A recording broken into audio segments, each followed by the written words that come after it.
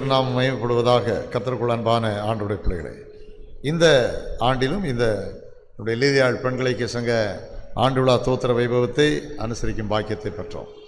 அதை முன்னிட்டுள்ள கன்வென்ஷன் கூடுகைகளிலே நேற்றைய தினம் 2 மாலை வேளையிலும் இன்று பண்டிகையின் பிரதான ஆராதனையிலும் நாம் ஆண்டுடைய திருவார்த்தையை நாம் தியானிக்க பெற்றோம். கர்த்தருடைய சமூகத்திலே அவர்கள் அமர்ந்து இந்த அருமையான காரியங்களை நமக்கு பகிர்ந்து கொள்ள ஆண்டவரால் அவர்கள் விசேஷித்த ஆலோசனை பெற்று வந்ததை நாம் அறிந்தோம். இந்த நாளிலும் ஆண்டுடைய திருவார்த்தையை நம்ம கேட்க இருக்கின்றோம். அதற்கு முன்பாக ஒரு சிறப்பு பாடலை அவர்களோடு வந்திருக்கின்ற அவருடைய குழுவினரிலே அவருடைய அருமையான மகன் அவர் இப்பொழுது ஒரு சிறப்பு பாடலை பாடவர்கள் கேட்டுக்கொண்டார்கள். அந்த பாடலை தொடர்ந்து ஆண்டுடைய திருவார்த்தையை நாம் கேட்க இருக்கின்றோம். ஹல்லேலூயா! எத்தனை பேர் நான் மகிழ்ச்சியாக இருக்கிறோம் இந்த மாலை வேளையில்? ஆமென். வசனம் சொல்லுது, கிறிஸ்துவுக்குள் எப்பொழுதும் மகிழ்ச்சியாக இருங்கள், சந்தோஷமாயிருங்க. ஏன் அப்படின்னு சொன்னால், நம்முடைய ஆண்டவர் இன்றைக்கும் ஜீவனுள்ள தேவனாயிருக்கிறார். ஹல்லேலூயா! மரித்தேன், ஆனாலும் இதோ சதா காலங்களிலும் நான் உயிரோடு கூட இருக்கிறேன் என்று சொன்ன தெய்வம். ஆமென். அது மாத்திரமல்ல, இந்த உலகத்தில் நீங்கள் பார்ப்பீங்கன்னா அந்த சரித்திரத்தை பிரிக்கும் பொழுது கிறிஸ்துவுக்கு முன், கிறிஸ்துவுக்கு பின். அப்போ சகலமும் யாருக்காக உண்டாக்கப்பட்டதுன்னா நம்முடைய ஆண்டவராகிய இயேசுவுக்கு. ஹல்லேலூயா! அவர் நமக்கு வல்லமையுள்ள தேவனாக இருக்கிறபடினால நாம் மகிழ்ந்து களி கூறலாம். ஹல்லேலூயா! இன்றைய நாளில் ஒரு பாடலை நான் பாடுவோம். அவர் தோள்களின் மேலே நான் சாய்ந்திருப்பதால் கவலை ஒன்றும் எனக்கில்லையே, என் தேவையெல்லாம் அவர் பார்த்து கொள்வதால் நான் கர்த்தருக்குள் களி கூறுவேன். ஹல்லேலூயா! இந்த பாடலை நாம் சேர்ந்து பாடுவோமா? அவர் தோள்களின் மேலே நான் சாய்ந்திருப்பதால் கவலை ஒன்றும் எனக்கில்லையே, என் தேவைகள் எல்லாம் அவர் பார்த்து கொள்வதால் நான் கர்த்தருக்குள் மகிழ்ந்திருப்பேனே. என் மேலே நான் சாய்ந்திருப்பதால் கவலை ஒன்றும் எனக்கில்லையே, என் தேவைகள் எல்லாம் அவர் பார்த்து கொள்வதால் நான் கர்த்தருக்குள் மகிழ்ந்திருப்பேனே. யெகோவா ஈரே எந்தன் தேவன், என்ன யாவும் சந்திப்பீரே. யெகோவா ராஃபா எந்தன் தேவன், என்னாலும் சுகம் தருவீரே. யெகோவா ஈரே, யெகோவா ஈரே எந்தன் தேவன், தேவைகள் யாவும் சந்திப்பீரே. யெகோவா ராஃபா, யெகோவா ராஃபா எந்தன் தேவன், என்னாலும் சுகம் தருவீர், சுகம் தருவீரே. மரண இருளின் பள்ளத்தாக்கில் நடக்க நேர்ந்தாலும் என் அப்பா என்னோடு இருப்பதாலே பயப்பட மாட்டேன். மரண இருளின் பள்ளத்தாக்கில் நடக்க நேர்ந்தாலும் என் அப்பா என்னோடு இருப்பதால் பயப்பட மாட்டேன். எனக்கு விரோதமாய் 1000ங்களும் 10,000 எழுந்தாலும் அஞ்சிட மாட்டேன். எனக்கு விரோதமாய் 1000ங்களும் 10,000 எழுந்தாலும் அஞ்சிட மாட்டேன். யெகோவா ஈரே எந்தன் தேவன், தேவைகளை சந்திப்பீர், தேவைகள் யாவும் சந்திப்பீரே. யெகோவா ராஃபா எந்தன் தேவன், என்னாலும் சுகம் தருவீரே. நெருக்கத்திலே கர்த்தரை நோக்கி கூப்பிட்டேன், என்னை விசாலத்தில் கொண்டு வந்து மீட்டு கொண்டாரே. நெருக்கத்திலே கர்த்தரை நோக்கி என்னை விசாலத்தில் கொண்டு வந்து, என் பட்சத்தில் கர்த்தர் இருப்பதினாலே ஒருபோதும் நான் அசைக்கப்படுவதில்லையே. என் பக்கத்தில் கர்த்தர் இருப்பதினாலே ஒருபோதும் நான் என்றும் அசைக்கப்பட. யெகோவா ஈரே எந்தன் தேவன், தேவைகள் யாவும் சந்திப்பீரே. யெகோவா ராஃபா எந்தன், என்னாலும் சுகம் தருவீரே. யெகோவா ஈரே, யெகோவா ஈரே எந்தன் தேவன், தேவைகளை சந்திக்கிறவர். யெகோவா ராஃபா, நமக்கு சுகத்தை தருகிறவர். ஹல்லேலூயா. பிரதர் வந்து பாடும் பொழுது, ஒரு பாடலை பாடும்பொழுது ஆண்டவர் அழகுன்னு பாடணும் இல்லையா? அப்போ அவங்க அந்த பாடல் பாடும்போது எனக்கு ஒரு தாட் வந்துச்சு. இயேசு எதில் அழகு தெரியுமா? இப்போ நம்ம இருக்கிறோம், நம்ம கிட்ட இருந்து ஒருத்தன் ஒரு பொருளை திருடிட்டான்னு சொன்னால் அவன் நம்ம கையில் கிடச்சா நம்ம என்ன செய்வோம் இல்லையா? அப்படி இல்லைன்னா ஒரு திருடன் அவனை மனமே திருந்திட்டேன்னு சொன்னாலும் ஒரு இடத்துல அந்த பொருள் காணா போனால் நம்ம யாரை நம்ம குற்றம் சொல்லுவோம்? யோசிப்போம் இல்லையா? ஆனால் கடைசி நிமிஷத்தில் ஒருத்தன் மனம் மாறினான். அவன் திருடனா இருந்தான், அவன் கள்ளனா இருந்தான், அவன் எத்தனா இருந்தான். அவன் மனசு மாறின உடனே ஆண்டவர் சொன்னார், இன்னைக்கு நீ என் கூட பரதேசியில் இருப்பாய். ஹல்லேலூயா. அதுதாங்க அழகு. ஆமென். மனுஷன் முகத்தை பார்க்கிறான், தேவன் இருதயத்தை பார்க்கிறவராயிருக்கிறார். ஹல்லேலூயா. ஆண்டவருடைய திருநாமம் மையப்படுவதாக விசுவாச நல்லறிக்கையோடு தர்மையான சிறப்பு பாடலை பாடி நம்மை ஆண்டுடைய வார்த்தைக்கு ஆயத்தப்படி நம்முடைய அன்பான சகோதரருக்காக ஆண்டவரை ஸ்தோத்திரிக்கிறோம். இந்த நல்ல வேளையிலும் சிறப்பு தியானத்தை நம்மத்திலே இந்த நாளிலே சிறப்பு அழைப்பாளராக வந்திருக்கின்ற அருள் திருமதி இதய தீபா அம்மா அவர்களுக்காக ஆண்டவரை தோத்தரிக்கிறோம். நாம் 3 முறை அல்லேலூயா சொல்லி அவர்களை கர்த்தருடைய வார்த்தைக்கு நேராக வரவழைக்கலாம். அல்லேலூயா, அல்லேலூயா, ஹல்லேலூயா. கர்த்தருக்கு ஸ்தோத்திரம். ஆண்டுடைய நாமத்திலே உங்களை வரவேற்று இந்த அருமையான தியான வேளைக்கு அன்போடு வரவேற்கிறோம். ஜெபசதியோடு நாம் கேட்போம்.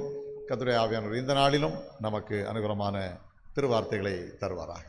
கர்த்தருடைய பரிசுத்த நாமத்துக்கு மகிமை உண்டாகட்டும். மீண்டுமா இந்த மாலை வேளையிலே உங்களை சந்திப்பதிலே மிக்க மகிழ்ச்சி அடைகிறேன். அல்லேலூயா. கடந்த நாட்கள், நேற்றைய தினத்தில் நாம் ஆண்டவருடைய சத்திய வார்த்தைகளை கேட்டோம். குறிப்பாக இந்த நாட்களில் ரூத் புஸ்தகத்தை நாம் தியானித்து கொண்டு இருக்கிறோம். ஆமென். நம்ம நேற்று ஆண்டவர் நம்மோடு பேசினது, அந்த நகோமி ரூத்துக்கு என்ன சொன்னாங்க அப்படின்றத பார்த்தோம். முதல் நாள் வந்து ரூத்துக்கு போவாஸ் என்ன சொன்னாங்க அப்படின்றத பார்த்தோம் இல்லையா? இன்றைக்கு 3வது நாள் அவள் தன்னுடைய மாமியாருக்கும் அவள் தன்னுடைய எஜமான் போவாஸ்க்கும் கீழ்ப்படிந்ததுனாலே அவள் அந்த ரூத் தன்னுடைய வாழ்க்கையில் ஒரு மகிழ்ச்சியை கண்டடைந்தாங்க. அந்த மகிழ்ச்சி தான் இன்றைக்கு நம்ம பார்க்க போகிறோம். ஆகவே இந்த கன்வென்ஷன் நாளில் இந்த 3ஆம் நாள் வந்திருக்க உங்கள் அனைவரையும் நான் மீண்டும் ஒரு முறை வாழ்த்துகிறேன். நாம் கண்களை மூடி நாம் செபிப்போம். எங்களை அதிகமாய் நேசிக்கின்ற அன்பின் பரலோக தகப்பனே, இந்த ஆசீர்வதிக்கப்பட்ட நாளுக்காக நன்றி செலுத்துகிறோம். ஆண்டவரே, தொடர்ந்து 2 நாட்களாக இந்த ரூத்தை பற்றி நாங்கள் அநேக காரியங்களை ஆண்டவரே வேதாகமத்திலிருந்து ஆண்டவரே ஆவிக்குரிய மன்னாவை எங்களுக்கு கொடுத்தீர். அதற்காக நன்றி ராஜா. இந்த ஆண்டவரே நாளிலும் கூட நாங்கள் உங்கள் சமூகத்தில் வந்திருக்கிறோம் அப்பா. நீர் எங்களோடு கூட பேசும் ஆண்டவரே. ஆண்டவரே, மனுஷனுடைய கருத்துக்கள் அல்ல, சொற்கள் அல்ல ஆண்டவரே, மாமிசம் அல்ல. என் தேவனாகிய கர்த்தர் நீர் எங்களை பரிசுத்த ஆவினாலே நிரப்பி ஆண்டவரே நீர் பேசும், நாங்கள் கேட்கிறோம் ஆண்டவரே. அப்பா உமக்கு ஸ்தோத்திரம். பேசுகிற வார்த்தைகள் பேசப்பட்ட வார்த்தைகளாக இருக்கட்டும். அது 30, 60, 100 பலன் தரட்டும் சுவாமி. நல்ல நிலத்தில் விதைக்கப்பட்ட விதைகளாக இருக்கட்டும். என் தேவனாகிய கர்த்தர் இதை நீர் பொறுப்பெடுக்கும்படியாய் ஜெபிக்கிறோம். எந்த சத்ருவும் இந்த வார்த்தைகளை பொறுக்கி போடாதபடிக்கு எங்கள் தேவனாகிய கர்த்தர் உம்முடைய சித்தத்தை இந்த பூமியில நிறைவேற்றி உம்முடைய நாமத்தை மகிமைப்படுத்தும்படியாக நாங்கள் ஜெபிக்கிறோம். தொடர்ந்து உம்முடைய பிரசன்னம் எங்களை காத்துக்கொள்ளட்டும். மீட்பர் இயேசுவின் நாமத்திலேயே நாங்கள் ஜெயம் எடுத்து ஜெபிக்கிறோம். ஜெபம் கேளும் நல்ல பிதாவே, ஆமேன். கர்த்தருக்கு மகிமை. ஆக நேற்றைய தினத்தில் நம்ம பார்க்கும்போது, இந்த ரூத் தன்னுடைய மருமகளுக்கு, நகோமி தன்னுடைய மருமகளுக்கு அநேக காரியங்களை சொன்னதை நம்ம பார்க்குறோம். நீ ஸ்நானம் பண்ணு, நீ எண்ணெய் பூசிக்கொள், நீ புதிய வஸ்திரத்தை தரித்துக்கொள், நீ களத்திற்கு இறங்கி போ, அங்கே அந்த மனிதனண்டே பாதத்தருகே படுத்துக்கொண்டு அந்த போர்வை நீ உன்னிடத்தில் எடுத்து போர்த்திக்கொள், அப்பொழுது என்ன செய்ய வேண்டும் என்பதை அந்த போவாஸ் உனக்கு சொல்லுவார் என்று சொல்லி பார்த்தோம். அப்படியாக தன்னுடைய மாமியாருடைய சொல்படி எல்லாம் அந்த நகோமி செய்தார்கள் என்று பார்க்கிறோம். அப்படியே அவங்க களத்து மேட்டுக்கு போனாங்க. அவங்க அந்த போர்வையை எடுத்து போடும்போது அந்த போவாஸ் சொன்னார், நீ இரவு இங்கேயே தங்கியிரு, விடியற்காலம் மட்டும் நீ இங்கேயே இரு என்று சொன்னார். இந்த ரெண்டையும் நாம் பார்க்கும்போது, இரவு என்பது ஒரு மனிதனுடைய இருளான நேரம், கண்ணீரான நேரம், வேதனைகள் சூழ்ந்த நேரம். அப்படிப்பட்ட நேரத்தில் நாம் யாரிடத்தில் போக வேண்டும்? ஆண்டவராகிய இயேசு கிறிஸ்துவினிடத்தில் போக வேண்டும் என்பதை நாம் ஆவிக்குரிய ரீதியிலே நேற்றைய தினத்திலே பார்த்தோம். அல்லேலூயா. அதே போல அங்கே விடியற்காலம் வரை இரு என்று சொல்லும்போது ஆண்டவருடைய ரகசிய வருகை சீக்கிரமாக இருக்கிறது. அதுவரை நாம் எங்கே இருக்க வேண்டும்? அன்றுமையான ஆண்டவராகிய இயேசு கிறிஸ்து அந்த போவாசுடைய பாத தண்டையில் நாம் இருக்க வேண்டும். அதைத்தான் நகோமி தன்னுடைய மருமகளுக்கு கற்றுக் கொடுத்தார்கள். அமேன். அப்படியே இந்த அம்மா போனாங்க, அந்த களத்து மேட்டில் இருந்தாங்க. அப்போ அந்த போவாஸ் சொன்னார், நீ குணசாலியான ஸ்திரீ, நான் உனக்கு வேண்டியபடியெல்லாம் செய்வேன், நீ பயப்படாதே, உனக்கு நான் நலமானதை செய்வேன் என்று சொன்னார். அல்லேலூயா. இதெல்லாம் இந்த ஒரு நாள் களத்து மேட்டில் நடக்கிற ஒரு காரியம். அதை முடித்து அவள் வீட்டுக்கு போகும்போது அவளுக்கு பரிசாக மீண்டுமாக ஒரு 6 படி வறுத்த கோதுமையை கொடுத்து அனுப்பினார்கள் என்று பார்க்கிறோம். இப்போ நகோமி சொல்கிறாங்க, அந்த மனுஷன் இன்றைக்கு தூங்க மாட்டான், இளைப்பாற மாட்டான், அவன் சொன்னதை செய்து முடிக்கிற வரைக்கும் அவன் இளைப்பாற மாட்டான் என்று நகோமி தன்னுடைய மருமகள் ரூத்தினிடத்தில் சொல்கிறாங்க. ஆம், நம்முடைய ஆண்டவர் இளைப்பாறுகிற தேவன் அல்ல. அல்லேலூயா. நம்மை மீட்கும்படி இந்த உலகத்துக்கு வந்தவர் அவர் இளைப்பாறுகிறவர் அல்ல. வேதத்தில் நாம் வாசிக்கும் போது இஸ்ரவேலை காக்கிற தேவன் அவர் தூங்குவதும் இல்லை உறங்குவதும் இல்லை என்று பார்க்கிறோம். அல்லேலூயா. அவர் நமக்காக செயல்படுகிற தேவன். அவர் தீவிரமாய் நமக்காக செயல்பட்டு கொண்டிருக்கிறார். அல்லேலூயா. நம்ம இப்போது இன்றைக்கு நம்ம வாசிக்கலாம் ரூத்தின் புஸ்தகம் 4வது அதிகாரம் 1வது வசனம். கர்த்தருக்கு மகிமை. இந்த வார்த்தைகள், நகோமி உண்மையாகவே தன்னுடைய மாமியாருக்கு மிகவும் ஒரு கீழ்ப்படிதல் உள்ள மகள். அவள் கீழ்ப்படிந்ததுனாலே அவளுடைய வாழ்க்கையில் ஒரு உயர்வான நேரத்துக்குள்ளாக கடந்து வந்தாங்க. ஆமென். வேதம் சொல்லுகிறது, சின்னவன் 1000 சிறியவன் பலத்த ஜாதியுமாவான், ஏற்ற காலத்தில் நான் அதை செய்து கொடுப்பேன். ஒருவேளை நீங்கள் கூட இந்த மாலை நேரத்தில் இங்கே வந்திருக்கீங்க, நீண்ட நாளில் ஒரு காரியத்தை குறித்து ஜெபித்து கொண்டே இருக்கலாம். நம்ம லூக்கா எழுதின நற்செய்தி நூல் 18வது அதிகாரம் அங்கே 7வது வசனத்தை நம்ம வாசிக்கிறோம். அந்தபடியே தேவன் தம்மை நோக்கி இரவும் பகலும் கூப்பிடுகிறவர்களாகிய தம்மால் தெரிந்து கொள்ளப்பட்டவர்களுடைய விஷயத்தில் நீடிய பொறுமை உள்ளவராய் இருந்து அவர்களுக்கு நியாயம் செய்யாமல் இருப்பாரோ? சீக்கிரத்திலே அவர்களுக்கு நியாயம் செய்வார் என்று உங்களுக்கு சொல்லுகிறேன். அல்லேலூயா. ஆக இன்றைக்கு இந்த சம்பவத்துக்கு முன்னால ஆண்டவர் இந்த வார்த்தையை கொடுத்து நம்மை உறுதிப்படுத்துகிறார். இந்த வார்த்தையை நாம் விசுவாசிக்க வேண்டும், இந்த வார்த்தையை நாம் சுதந்திரிக்க வேண்டும், இந்த வார்த்தையின் சத்தியங்களை நாம் புரிந்து கொண்டு அதை நாம் உரிமையாக்க வேண்டும் என்பதற்காகவே ஆண்டவர் இந்த காரியத்தை முன்பதாக நமக்கு சொல்லுகிறார். சின்னவன் 1000 சிறியவன் பலத்த ஜாதியுமாவான். This is the day, this is the time we receive the blessings from God. Hallelujah. ஆமென், ஆமென். ஆக நம்ம விசுவாசத்தோட கேட்போம். இங்க பார்க்கிறோம், நேற்று நைட்டு தான் அவர் எங்க இருந்தாருன்னா களத்து மேட்டில் இருந்தாரு. ஆனா உடனே இந்த ரூத் அம்மா வந்து பேசின உடனே களத்து மேட்டை விட்டுட்டாரு. இப்ப எங்க போயிட்டாருன்னா பட்டண வாசலுக்கு போயிட்டார். ஹல்லேலூயா. அப்ப களத்து மேட்டில் வேலை கிடக்கு, கோதுமை கிடக்கு, வேலை செஞ்ச காரியங்கள் தான் இருக்கு. ஆனா அது எல்லாத்தையும் விட்டுட்டாங்க. அதை எல்லாத்தையும் விட்டுட்டு அம்மா அந்த ஐயா என்ன பண்ணிட்டாங்க, ரூத்தை எப்படியாவது நம்ம மீட்க வேண்டும். அல்லேலூயா. பார்த்தீங்களா, இப்படிதான் நம்முடைய ஆண்டவரும் நமக்காக வைராக்கியம் பாராட்டுகிறார். நாம எல்லாத்தையும் அவர் எப்படி பார்க்கிறார்னா ஒரு பொக்கிஷமாக, ஒரு சம்பத்தாக நம்மளை பார்க்கிறார். யாத்ராகமம் புஸ்தகம் 19வது அதிகாரத்தில் நம்ம வாசிக்கும் போது, நீங்களே எனக்கு சொந்த சம்பத்தாய் இருப்பீர்கள், நாம் அவருடைய சொத்தாய் இருக்கிறோம். ஆகவே தான் அவர் நம்மளை மீட்கும்படி அவர் அயராது உழைக்கிறவராய் இருக்கிறார். அவர் இளைப்படையாமல் நமக்காக அவர் பிதாவினிடத்தில் பரிந்து பேசிக் கொண்டிருக்கிறார். ஆமென், அல்லேலூயா. அங்கே வாசிக்கிற மல்கியா புஸ்தகம் 3வது அதிகாரம் 17வது வசனத்தை வாசிக்கும் போது, என் சம்பத்தை நான் சேகரிக்கும் நாளிலே அவர்கள் என்னுடையவர்களாய் இருப்பார்கள். அல்லேலூயா. அப்ப ஆண்டவர் அவருடைய சம்பத்தை சேர்க்க போகிறார். அவருடைய சம்பத்து யார் என்றால் நம்ம தான் அவருடைய சம்பத்து. அல்லேலூயா. எப்படி போவாசுக்கு ரூத் ஒரு பெரிய ஆசீர்வாதமாக, ஒரு சம்பத்தாக, ஒரு பொக்கிஷமாக இருந்தபடியினால களத்து மேட்டில் இருந்த எல்லா கோதுமையெல்லாம் விட்டுட்டு அந்த வேலையை குறித்து கூட யோசிக்காம இந்த பெண்ணுக்காக போய் பட்டண வாசல்ல உட்கார்ந்தாரோ, அதே மாதிரி தான் ஆண்டவராகிய தேவன் உங்களையும் என்னையும் மீட்பதற்காக அவர் என்னுடைய சம்பத்தை நான் கூட்டி சேர்க்கும் நாளிலே என்று சொல்லப்பட்டிருக்கிறது. அல்லேலூயா. அவர்கள் என்னுடையவர்களாயிருப்பார்கள். ஆமென்.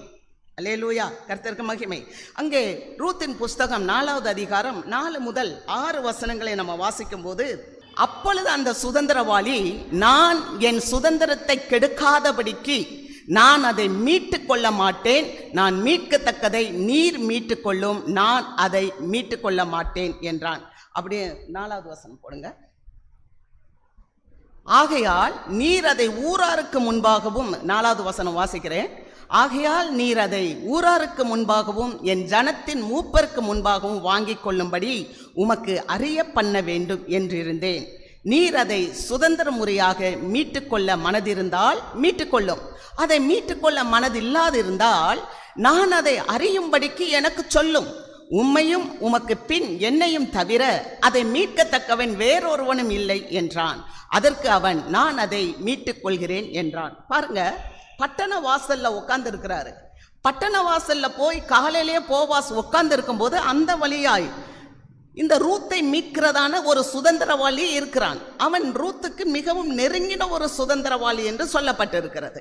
ஏற்கனவே இந்த போவாஸ் சொல்லியிருந்தான், மிகவும் நெருங்கின சுதந்திரவாளி ஒருவன் உனக்கு உண்டு, அவன் உன்னை திருமணம் செய்தால், விவாகம் செய்தால் நான் விட்டு விடுகிறேன், அவன் விவாகம் செய்யாவிட்டால் நான் உன்னை விவாகம் செய்து கொள்கிறேன் என்று சொல்லி ஒரு சத்தியம் செய்தார். ஆக அந்த காரியத்தை இன்றைக்கு நிறைவேற்றும்படி அவர் பட்டண வாசலுக்கு வரும்போது அந்த இடத்திலே இந்த சுதந்திரவாளி வந்து கொண்டு இருக்கிறார். ஆனால் அங்கே அந்த சுதந்திரவாளியினுடைய பெயர் என்ன என்று சொல்லவில்லை. நம்ம ரொம்ப கேஷுவலாக கூப்பிடுவோம் நம்ம ஊர் பக்கத்தில் இல்லையா, கிராமத்தில் ஒரு கல் போட்டு இருப்பாங்க, அந்த கல்லில் உட்காந்து இருக்கும்போது யாராவது அந்த பக்கம் போனால் ஓய் இங்கே வாயா அப்படின்வாங்க இல்லையா. அதே மாதிரி தான் அவரும் பேசியிருக்கிறார். ஓய் என்று சொல்லி அழைக்கிறார். உடனே அந்த சுதந்திரவாளி வருகிறார். அந்த சுதந்திரவாளியிட்ட சில காரியங்களை செய்வதற்காக ஏற்கனவே இந்த போவாஸ் ஒரு 10 நபர்களை அந்த ஊரில் இருக்கிற மூப்பர்களை சாட்சிக்காக அழைத்து வைத்திருக்கிறார். இப்ப இவர் கேட்கிறார், நீ நகோமி இந்த இடத்த விற்க போறாங்க, நல்ல கவனிங்க. எப்ப இந்த நகோமி பெத்லெகேமை விட்டு போயிட்டாங்களோ அதுக்கப்புறம் 10 வருஷம் கழிச்சு அவங்க திரும்ப பெத்லெகேமுக்கு வந்தபோது கூட கொஞ்சம் ஆழ்ந்த சத்தியத்தை தான் சொல்றேன், கேட்க மனதிருந்தால் கேளுங்க. இயேசு அப்படித்தான் சொன்னார். வருகிறவனான எலியா இவன் தான், கேட்க மனதிருந்தால் கேளுங்கள் என்று சொன்னது போலவே நானும் சொல்லுகிறேன். அவர் போனாங்க, திரும்பி வரும்போது நகோமியோடைய இடத்தை விற்க ஆரம்பிச்சிட்டாங்க.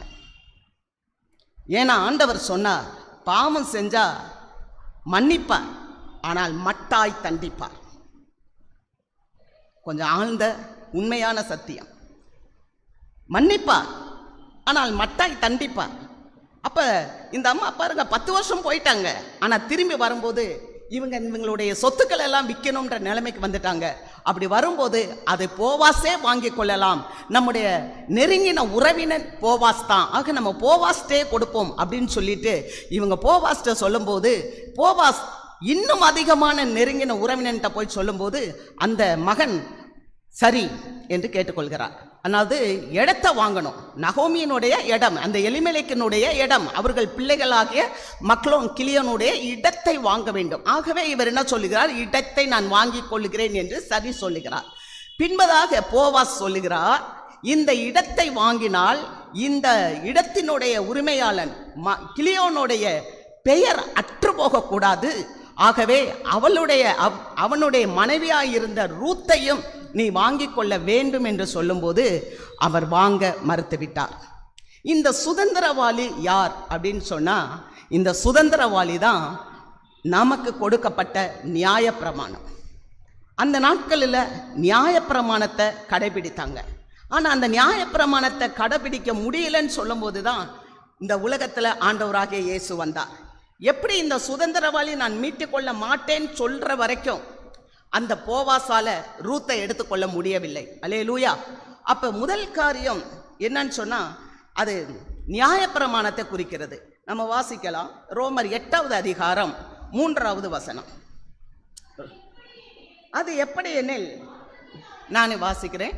அது எப்படி எனில், மாம்சத்தினாலே பலவீனமாயிருந்த நியாயப்பிரமாணம் செய்யக்கூடாததை தேவனே செய்யும்படிக்கு தம்முடைய குமாரனை பாவ மாம்சத்தின் சாயலாகவும் பாவத்தை போக்கும் பலியாகவும் அனுப்பி மாம்சத்திலே பாவத்தை ஆக்கணைக்குள்ளாக தீர்த்தார். பார்க்கிறோம்.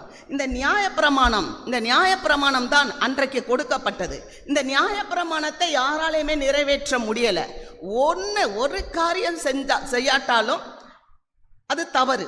அப்ப யாருமே அதை செய்ய முடியாத நேரத்தில் தான் ஆண்டவராகிய இயேசு கிறிஸ்து இந்த உலகத்துக்கு கொடுக்கப்பட்டார். நம்ம மத்தேயு புஸ்தகம் 5வது அதிகாரத்தில் நம்ம வாசிக்கும் போது, நியாயப்பிரமாணங்களை ஆனாலும் தீர்க்க தரிசனங்களாலும் அழிப்பதற்கல்ல, நான் நிறைவேற்றுவதற்கே இந்த உலகத்திற்கு வந்தேன் என்று சொன்னார். அப்ப இந்த நியாயப்பிரமாணத்தை யாராலையும் கடைபிடிக்க முடியல, நியாயப்பிரமாணத்துக்கு யாரும் கீழ்ப்படிய முடியல. அதை செய்து கொள்ளும்படி ஆண்டவராகிய இயேசு கிறிஸ்து பரிசுத்தமுள்ள தேவன் இந்த பூமியிலே இறங்கி வந்தார். அல்லேலூயா, கர்த்தருக்கு மகிமை. அப்ப இந்த நியாயப்பிரமாணம் என்ன சொல்லுது? கலாத்தியர் புஸ்தகம் 3வது அதிகாரம் 23வது வசனம். ஆதலால் விசுவாசம் வருகிறதற்கு முன்னே வெளிப்பட போகிற விசுவாசத்துக்கு ஏதுவாக, அதாவது நான் விசுவாசத்துக்குள்ள வர்றதுக்கு முன்னால ஆண்டவராகிய இயேசு கிறிஸ்து வெளியே வர போறார். அந்த விசுவாசத்துக்கு ஏதுவாக அடைக்கப்பட்டவர்களாய் நம்மளாம் எதுல இருந்தோம்னா, நியாயப்பிரமாணத்தின் கீழே நாம் காவல் பண்ணப்பட்டு கொண்டு இருந்தோம். அப்ப இந்த காவல்ல இருந்து வெளியே வர்றதற்கு தான் ஆண்டவராகிய இயேசு கிறிஸ்து இந்த உலகத்துக்கு வந்தார். அவர் எப்படி வந்தார்?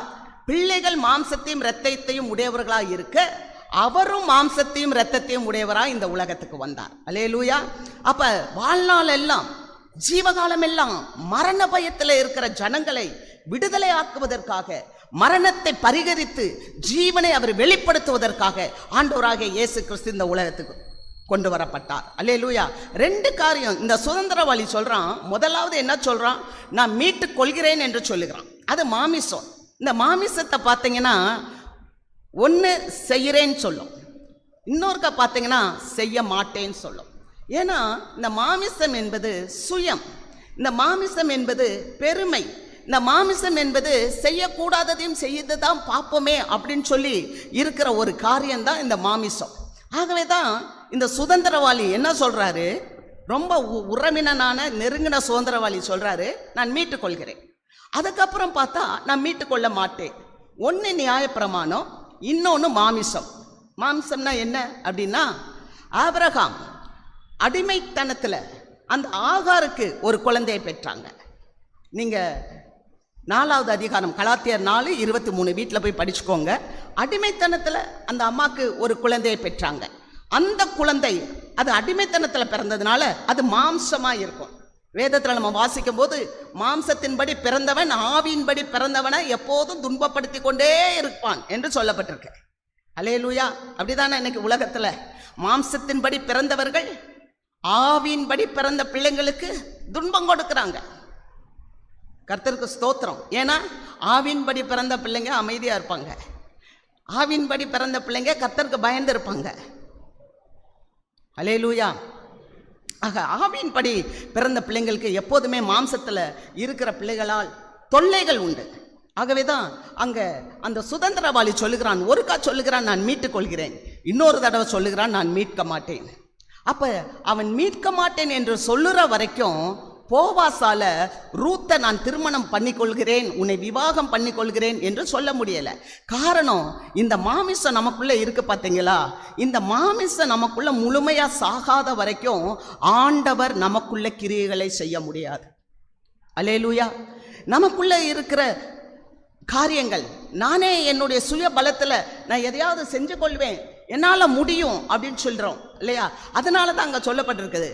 என்ன சொல்லப்பட்டிருக்கு? ஆவியே உயிர்ப்பிக்கிறது, மாம்சமானது ஒன்றுக்கும் உதவாது.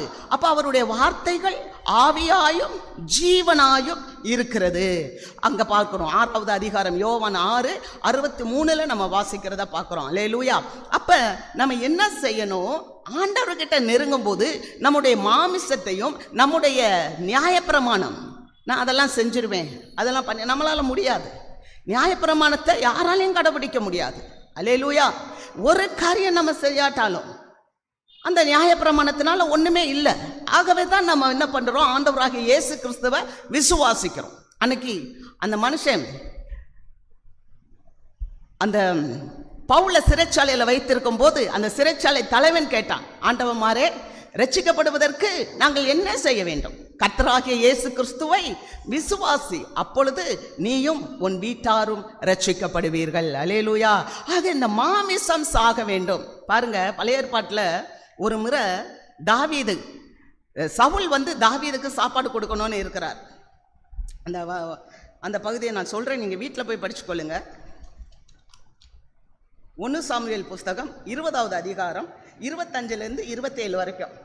அங்க தாவீது என்ன நினைக்கிற, தாவீதுக்கு சாப்பாடு கொடுக்கணும்னு சொல்லி சவுல் இருக்கிறார். ஆனா தாவீதினுடைய இடம் அங்க காலியா இருக்கு. மறுநாளும் அவர் லஞ்ச் கொடுக்கறாரு, சாப்பாடு கொடுக்கறாரு, சவுல் சாப்பாடு கொடுக்கறாரு, ராஜா கொடுக்கறாரு. ஆனா அன்னைக்கு அந்த இடம் என்னவா இருக்குன்னா காலியா இருக்கு. ஏன் அப்படி காலியா இருக்குன்னு சொன்னா, சவுலோடைய மனசுல ஃபுல்லா மாமிசம். எப்படியாவது இந்த தாவீதை கொலை செய்து விட வேண்டும். அப்ப இந்த மாமிசம் இருக்கிற வரைக்கும் தாவீதால அங்க வர முடியல. ஏன்னா தாவீதும் அபிஷேகம் பண்ணப்பட்டவர், தாவீதும் ராஜாவாக அபிஷேகம் பண்ணப்பட்டவர். அப்ப அவருக்குள்ள அந்த அபிஷேகம் இருக்குது. அவரும் ராஜாவாகத்தான் அபிஷேகம் பண்ணப்பட்டிருக்கிறார். ஆனால் அவர் இன்றும் சவுல் கிட்ட போகாம இருக்கிறார். காரணம் என்னன்னா, சவுல் மாம்சத்திலேயே இருக்கிறார், எப்படியாவது கொலை செய்ய வேண்டும். அப்ப அந்த மாமிசம் இருக்கிற வரைக்கும் தாவீதால அங்க போக முடியல. எப்ப சவுல் மரித்து போனாரோ அப்போதுதான் தாவீது அங்கே அரசனாக வந்தார். அல்லேலூயா. அதுபோல நம்முடைய வாழ்க்கையில ஆசீர்வாதங்கள் வேண்டும் என்று சொன்னால், முதலாவது நமக்குள்ளாக இருக்கிற சுயம், நமக்குள்ளே இருக்கிற மாமிசம், நமக்குள்ளே இருக்கிற காரியங்கள் மரித்து போக வேண்டும். நான் சொல்லுறேன், கடன் பிரச்சனை இருக்கா, வியாதி இருக்கா, பாடுகள் இருக்கா, எல்லாமே இருக்கும். ஆனா இது நீங்கி போகணும் அப்படின்னா, இது நீங்கணும்னா நீங்காது. முதல்ல மாம்சம் சாகணும். மாம்சம் எப்ப சாகும்? மாமிசம் எப்ப சாகும்? நான் மாம்சத்துக்குரிய காரியத்தை விட்டு நான் தேவனுக்குரிய காரியத்தில் கான்சென்ட்ரேஷன் கொண்டு வரேன். அதைத்தான் ஆண்டவர் சொன்னார், முதலாவது தேவனுடைய ராஜ்யத்தை அவருடைய நீதியையும் தேடுங்கள், அப்பொழுது இவைகள் எல்லாம் உங்களுக்கு கூட கொடுக்கப்படும். அல்லேலூயா, அல்லேலூயா.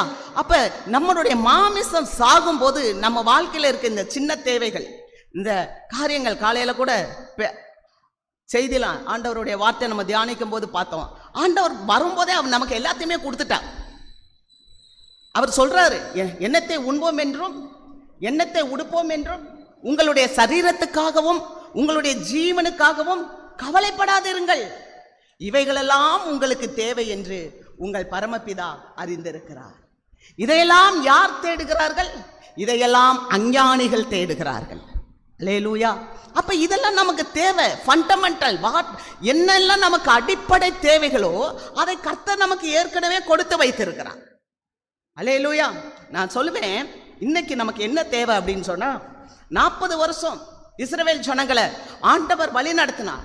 40 வருஷம் எகிப்தில இருந்து கானானுக்கு வர்ற வரைக்கும் மேல இருந்து மண்ணா பொழிந்து கொண்டே இருந்துச்சு. அப்ப ஆண்டவர் வந்தா அவர்கிட்ட போய் நம்ம இதெல்லாம் கேட்கணுமா? 40 வருஷமே மழை பெஞ்சிச்சு, மண்ணா பெஞ்சிச்சு. ஆனா இயேசு எதுக்கு வந்தார் தெரியுமா? உங்கள் பாவத்துக்காக, என்னுடைய பாவத்துக்காக மரிக்கிறதற்காக தான் வந்தார். அந்த பாவத்தை மன்னிக்கதற்காக, பிதாவினிடத்திலே பிரிக்கப்பட்ட அந்த உறவை மீண்டும் அடைந்து கொள்வதற்காக இயேசு கிறிஸ்து வாசலாய் வழியாய் இந்த உலகத்திற்கு வந்தார். அல்லேலூயா. போவாஸ் எதுக்கு வருகிறார்? எதற்கு ரூத்தினிடத்தில் வந்து பேசுகிறார்? அவள் இழந்த அந்த கணவனை இழந்தாள், பெற்றோரை இழந்தாள், சொந்த தேசத்தை இழந்தாள், எல்லாவற்றையும் இழந்துவிட்டு அனாதையாய் அவள் வரும்போது போவாஸ் அங்கே அடைக்கலம் கொடுக்கிறார். அல்லேலூயா. அந்த அடைக்கலத்தில் வரும்போது அவளுக்கு ஒரு சந்தோஷம் கிடைக்கிறது. அந்த அடைக்கலத்தில் வரும்போது அவளுக்கு ஒரு ஆறுதல் கிடைக்கிறது. அந்த அடைக்கலத்தில் வரும்போது அவளுக்கு ஒரு பாதுகாப்பு கிடைக்கிறது. அல்லேலூயா. அருமையான தேவ மக்களே, நீங்களும் நானும் அந்த அடைக்கலத்துக்குள்ள வரும்போது சத்துரு உங்களை விட்டு ஓடி போவான். ஆமென். அது வியாதியா இருக்கலாம், கடன் பிரச்சனையா இருக்கலாம், பல்வேறு விதமான தொல்லைகளா இருக்கலாம். அந்த தொல்லைகள் எல்லாம் மாற்றுவதற்கு போவாஸ் போதுமானவராய் இருக்கிறார். ஆண்டவராகிய இயேசு கிறிஸ்து போதுமானவராய் இருக்கிறார். அல்லேலூயா, அல்லேலூயா. 40 வருஷம் கொடுத்தவர் அதையே கொடுத்திருக்கலாமே. ஆனா அதற்காக புதிய ஏற்பாட்டில் வரல. ஆனா புதிய ஏற்பாட்டில் வந்த பிறகு கூட ஆண்டவர் என்ன தெரியுமா சொன்னார்? 3 நாள் இப்படி ஒரு கன்வென்ஷன் நடக்குது. விடிய விடிய ஜனங்கள் கேட்டுக்கொண்டு இருக்கிறாங்க. கடைசி ஆண்டவர் கேட்டார், இயேசு கேட்டார், புசிப்பதற்கு ஆகாரம் எங்க இருக்கு? ஐயோ, இவ்வளவு கூட்டம் இருக்கே, இவங்களுக்கெல்லாம் வாங்கணும்னா 200 பணம் ஆகுமே, எங்கே போவது? இயேசு கேட்டார், உங்களிடத்தில் என்ன இருக்கிறது? ஏன் அவர் வானத்திலிருந்து மன்னாவை கொண்டு வர முடியாதா? தாராளமாக கொண்டு வர முடியும். 40 வருஷம் இஸ்ரவேல் ஜனங்களை மன்னாவினால போஷித்தார், கண்மலையை பிளந்தார், அவர்கள் பாதரட்சைகள் அருந்து போகவில்லை, மேகஸ்தம்பமாய் அக்னி ஸ்தம்பமாய் வழி நடத்தினார். அதே தெய்வம், அதே தேவ வல்லமை, அவருடைய தற்சொரூபமாய் அவர் இந்த உலகத்தில் வந்தார். அவருக்கு அந்த 3 நாள் கன்வென்ஷன்ல சாப்பாடு கொடுக்க முடியும். ஆனால் ஆண்டவர் கேட்டார், உங்களிடத்தில் என்ன இருக்கிறது? இதோ ஒரு சிறு பையன் இருக்கிறான், அவனிடத்தில் 2 மீன்களும் 5 அப்பங்களும் இருக்கிறது, அதை கொண்டு வாருங்கள் என்று சொன்னார். நாம் ஆண்டவருடைய ராஜ்யத்தை தேடும் போது, ஆண்டவருக்கென்று நாம் செயல்படும் போது கொண்டு வந்து கொடுத்துட்டான். இருந்தது 2 தான். ஐயோ எனக்கு வேண்டும் என்று சொல்லல, நான் சத்தியத்தை பேசுகிறேன், இதுதான் உண்மை, அப்படிதான் வேதம் எழுதியிருக்கு. அவ்வளோ கூட்டத்தில் அந்த ஒரு பையன் தான் சின்ன டிஃபன் பாக்ஸ் எடுத்துட்டு வந்தான். அந்த தேவனிடத்தில் கொடுக்கும் போது அங்கே பெருக்கம் வந்தது. நான் முதலாவது தேவனுடைய ராஜ்யத்தை தேடும் போது, ஏன்னா ஆண்டவருடைய வருகை சமீபமாய் இருக்கிறது, கர்த்தர் சீக்கிரமாய் வரப்போகிறார். ஆண்டவர் யாரை நம்பினார் தெரியுமா? அந்த 12 சீஷர்களை நம்பினார். அதுல ஒருத்தர் விட்டுட்டு போயிட்டார், அந்த இடத்துல வேற ஒருத்தர் வந்தார். அது மாதிரி அந்த வேற ஒருத்தராக தான் உங்களையும் என்னையும் இந்த இடத்துல கொண்டு வந்து நிறுத்தி இருக்கிறார். அல்லேலூயா. அவருடைய ஊழியத்தை நிறைவேற்றுவதற்கு இதுதான் நேரமாக இருக்கிறது. ஒரு பெரிய எழுப்புதலை நம்முடைய தேசத்தில் கொண்டு வரணும் என்றால், ஜனங்கள் சுயமில்லாமல் மாம்சத்துக்கு மறித்து நீதியிலே பிழைத்து வாழ வேண்டும். ஆமென். அதைத்தான் இங்கே சொன்னார். மாமிசம் இருக்கிற வரைக்கும் அவன் சொன்னா, நான் மீட்டுக்கொள்கிறேன், அதற்கு பிறகு என்னால் மீட்டுக்கொள்ள முடியாது. ஏன்னா அந்த ரூத் அவள் அழகா இருந்திருக்க முடியாது, ஏதோ ஒரு காரியமா இருக்கலாம். அப்படித்தான் நீங்களும் நானும் அழகில்லாமல் பாவத்தின் கோரத்தில் நம்ம எல்லாத்தையும் இழந்து நிர்வாணியாய் தான் இருந்தோம். எல்லாத்தையும் இழந்து நாம் நிர்வாணியாய் தான் இருந்தோம். எப்படி? அந்த பழத்தை அவர்கள் சாப்பிட்ட போது அவர்கள் கண்கள் திறக்கப்பட்டது. அவர்கள் கண்கள் திறக்கப்பட்ட போதுதான் அவர்கள் நிர்வாணி என்று அறிந்து கொண்டார்கள். அதுவரை அவங்களுக்கு அந்த மகிமை அப்படியே இருந்தது. அவர்கள் பழத்தை சாப்பிட்ட பிறகுதான் இயேசுவோடு அந்த தெய்வத்தோட வந்து உட்காந்து பேச முடியல. இன்னைக்கு நிறைய பேருக்கு ஆண்டவரோட வந்து ஏன் பேச முடியல, ஏன் நம்ம நேரத்தை கொடுக்க முடியல? ஏன் கேட்டா, ஒரு பாவம். அப்பதான் ஆண்டவர் கேட்கிறார், ஆதாமே நீ எங்கே இருக்கிறாய்? ஒருவேளை நம்ம சொல்லலாம், இல்லை எனக்கு ரொம்ப வேலை இருக்குங்க, நான் வேலையில் இருக்கிறேன், இல்லை இன்னைக்கெல்லாம் அப்படிதான் சொல்றாங்க. ஆனா அருமையான தேவ மக்களே, முதலாவது தேவனுடைய ராஜ்யத்தை தேடுவோம். தன்னை விட்டு எடுபடாத நல்ல பங்கை தெரிந்து கொண்ட அந்த மரியாதை போல நம்மளை அர்ப்பணிப்போம். ஏன்னா ஆண்டவர் நமக்காக செயல்படுவார். ஆமென். அல்லேலூயா. ஆண்டவர்கிட்ட நம்ம விட்டு கொடுப்போம், நம்மளுடைய சுயத்தை விட்டு கொடுப்போம், நம்முடைய மாம்சத்தை விட்டு கொடுப்போம், நம்மளுடைய சட்ட திட்டங்களை விட்டு கொடுப்போம். நியாயப்பிரமாணம் போல பல காரியங்களை நம்ம இதெல்லாம் போட்டு வச்சுட்டு இந்த நாள் இங்கே, இந்த நாள் இங்கே, இந்த நாள் இங்கே, ஆகவே ஆண்டவருடைய ஊழியத்துக்கு என்னால் வர முடியாது, இந்த நாள் இது, இந்த நாள் இது, ஆகவே நான் ஜெபிக்க வர முடியாது. அதெல்லாம் நான் மாற்றும் போது ஆண்டவர் நம்மளை உயர்த்துகிறார். எப்படி உயர்த்துகிறார்? ரூத்தின் புஸ்தகம் 4வது அதிகாரம் 9-10 வசனங்கள். அப்பொழுது போவாஸ் மூப்பரையும் சகல ஜனங்களையும் நோக்கி, எலிமெலேக்குக்கு இருந்த எல்லாவற்றையும், கிலியோனுக்கும் மக்லோனுக்கும் இருந்த எல்லாவற்றையும் நகோமியின் கையிலே வாங்கி கொண்டேன் என்பதற்கு இன்றைய தினம் நீங்கள் சாட்சி. எல்லாத்தையும் வாங்கிட்டார், எல்லா நிலத்தையும் அந்த போவாஸ் வாங்கி கொண்டார். எல்லாம் இப்பொழுது அவர்கிட்ட இருக்கிறது. இப்ப அடுத்த வசனம் என்ன சொல்லுது? வாசிக்கலாம். அடுத்த வசனம், இதுவும் அல்லாமல் மரித்தவனுடைய சகோதரருக்குள்ளும் ஊராருக்குள்ளும் அவனுடைய பேர் அற்று போகாமல் மரித்தவனுடைய சுதந்திரத்திலே அவன் பேரை நிலைநிறுத்த நான் மக்லோனின் மனைவியாய் இருந்த மோவாபிய ஸ்திரீயான ரூத்தை எனக்கு மனைவியாக கொண்டேன், அதற்கும் இன்றைய தினம் நீங்கள் சாட்சிகள் என்று சொன்னார். அல்லேலூயா. பாருங்க, ஆண்டவர் போவாஸ் உங்களையும் என்னையும் எடுத்துக்கொண்டார். ஆமென். எபேசியர் புஸ்தகத்தில் வாசிக்கிறோம் 2வது அதிகாரம் 1வது வசனத்தில், அக்கிரமங்களினாலும் பாவங்களினாலும் மரித்தவர்களாய் இருந்த நம்மை அவர் உயிர்ப்பித்தார். ஆமென். இந்த ரூத்தினுடைய வாழ்க்கையில் எந்த ஆசீர்வாதமும் இல்லை, எந்த நன்மையும் இல்லை, எல்லாம் இழந்து அவள் ஒரு அனாதை போல அவள் வந்தபோது இந்த போவாஸ் சொல்றார், அந்த 10 பேரை முன்னால வச்சு சாட்சியா வச்சு, இடத்தை மாத்திரமல்ல இன்றைய தினம் நான் அவளை என்னுடைய மனைவியாக நான் கொண்டேன், அதற்கு நீங்கள் சாட்சிகள் என்று சொல்லுகிறார். ஆமென். ஆண்டவர் எப்படிப்பட்ட தேவன் தெரியுமா? சிறியவனை புழுதியிலிருந்து எடுத்து எளியவனை குப்பையிலிருந்து உயர்த்துகிற தேவன். நம்மளுடைய மாமிசமும் நம்மளுடைய சட்டதிட்டங்களையும் நாம் முழுமையாய் அழிக்கும் போது ஆண்டவராகிய தேவன் சிறியவனை புழுதியிலிருந்து தூக்குறார், அவனை பிரபுக்களோடும் அதிபதிகளோடும் அமர பண்ணுகிறார். ஆமென். லூக்கா புஸ்தகம் 1வது அதிகாரம் 46, 48 வசனங்களை எல்லாம் வாசிக்கும் போது அங்கே மரியாளை குறித்து பார்க்கிறோம். ஒரு தாழ்மையான நிலையில் இருந்தாள். அவள் ரொம்ப ஒரு ஏழ்மையான குடும்பத்தை சேர்ந்தவள். ஆனால் அந்த மரியாள் சொன்னாள், நான் அடிமை என்று சொன்னாள். ஆண்டவர் சொன்னார், தேவதூதன் கேப்ரியல் வந்து சொன்னார், நீ ஒரு குமாரனை பெற போற, அது பரிசுத்தம் உள்ளது, அது உனக்குள்ள வரப்போதுன்னு சொல்லும்போது, ஐயோ நான் புருஷனை அறியேனே, என்ன ஒரு பயம், எவ்வளோ பயமா இருக்கும். யோசித்து பாருங்க, ஒரு கன்னிப்பெண் அந்த நாட்கள்ல அவ வயிற்றில் ஒரு குழந்தைய சுமந்துட்டானா சமூகம் சும்மா விடுமா? ஆனால் தன்னை தாழ்த்தினாள். நான் ஆண்டவருக்கு அடிமை என்று சொன்னாள். அதனால் வந்த பாடுகள், அந்த நாள் வந்த அவமானங்கள், அதனால் வந்த போராட்டங்கள், அதனால தான் அந்த சிலுவை உண்டு. அந்த சிலுவையை தேவ பிள்ளைகள் சுமக்கும் போது அது எப்படி இருக்கும்னா சுகமாய் இருக்கும். ரூத் அதை சுமந்தாள். அவளுக்கு வந்த நிந்தைகள், ஏன்னா ஏற்கனவே நம்ம சொன்ன மாதிரி அவள் ஒரு ராஜா வீட்டில் உள்ள பிள்ளையா தான் இருக்கணும்.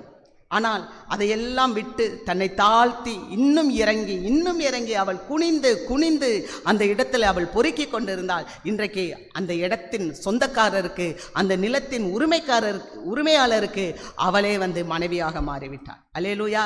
அவளே ஒரு எஜமானாக மாறிவிட்டாள். நம்ம வாசிக்கிறோம் ஓசியாவின் புஸ்தகம் 2வது அதிகாரம் 19வது வசனம், நித்திய விவாகத்துக்கென்று உன்னை எனக்கு நியமித்தேன். ஆமென். ஆண்டவராகிய தேவன் உங்களையும் என்னையும் நித்திய விவாகத்துக்கென்று நியமித்திருக்கிறார். அல்லேலூயா, அல்லேலூயா. சத்தமாக சொல்லுங்களேன். நான் அடிக்கடி போகிற இடத்துல சொல்லுவேன், நல்ல வயசானவங்களாம் வந்திருப்பாங்க, நான் சொல்லுவேன், நல்லா சந்தோஷமாக இருங்க, கழுகு போல் உங்களை இளமை புதுப்பிக்கிறவர், உங்களுக்கு வயசாகிடுச்சின்னு நினைக்காதுங்க, இனிமேல் தான் திருமணமே ஆக போகுது. ஆமென். அல்லேலூயா. இனிமேல் தான் திருமணமே ஆக போகுது, நல்லா உற்சாகமாக இருங்க என்று சொல்லுவேன். அதைத்தான் நான் சொல்லுறேன், உற்சாகமாக இருப்போம். நமக்கு வயசாயிடுச்சுன்னு நினைக்கக்கூடாது. இனிமேல் தான் ஆண்டவர் நம்மளை நித்திய விவாகத்துக்கு என்று வரப்போகிறார். ஆமென். ஆண்டவராகிய இயேசு கிறிஸ்து மணவாளனாக வரப்போகிறார், மணவாட்டியாகிய சபையை எடுத்துக்கொள்ள போகிறார். ஆகவே நாம் எப்படி இருக்க வேண்டும் என்றால், நல்ல ஸ்ட்ராங்காக, சந்தோஷமாக, மகிழ்ச்சியாக இருக்கணும். எப்போதுமே அந்த மகிழ்ச்சி இருக்கணும். நான் இயேசுவின் பிள்ளை, என்னுடைய மணவாளன் போவாஸ். ஆமென். அருமையான பிரதர் வந்து சொல்லும்போது சொன்னார், அகஸ்வர் ராஜா கூட 127 நாடுகளுக்கு தான் அரசனாக இருந்தார், ஆனால் நம்மால் உலகத்துக்கே அரசனாக இருக்கிறவர். அவர் எப்படிப்பட்டவர் தெரியுமா? ஒருவேளை அகஸ்வரை கூட தள்ளி விட்டுட்டு அடுத்த பெர்சிய மன்னனை கொண்டு வந்துட்டார். ஆனால் இவர் நேற்றும் இன்று மாறாதவர், இவர் தான் ராஜா, நித்திய ராஜா. அவர் எப்படிப்பட்டவர்? ராஜாக்களை தள்ளி ராஜாக்களை ஏற்படுத்துகிறவர். அவ்வளவு அதிகாரம் பெற்ற அந்த ஆளுமை உள்ள அவருக்கு நாம் சொந்தக்காரர்கள். ஆமென், ஆமென், அல்லேலூயா. இந்த உலகத்தின் ராஜாலாம் ஒண்ணுமே இல்லை, 5 வருஷம், மிஞ்சு போனா 10 வருஷம். ஆனா நம்ம அப்பா எப்போதும் இருக்கிறவர்.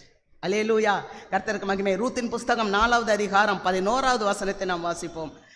அப்பொழுது ஒளிமுக வாசலில் இருக்கிற சகல ஜனங்களும் மூப்பரானவர்களும் அவளை நோக்கி, நாங்கள் சாட்சிதான், உங்கள் வீட்டிலே வருகிற மனைவியை கர்த்தர் இஸ்ரவேல் வீட்டை கட்டுவித்த 2 பேராகிய ராகேலை போலவும் லேயாளை போலவும் வாழ்ந்திருக்க செய்வாராக.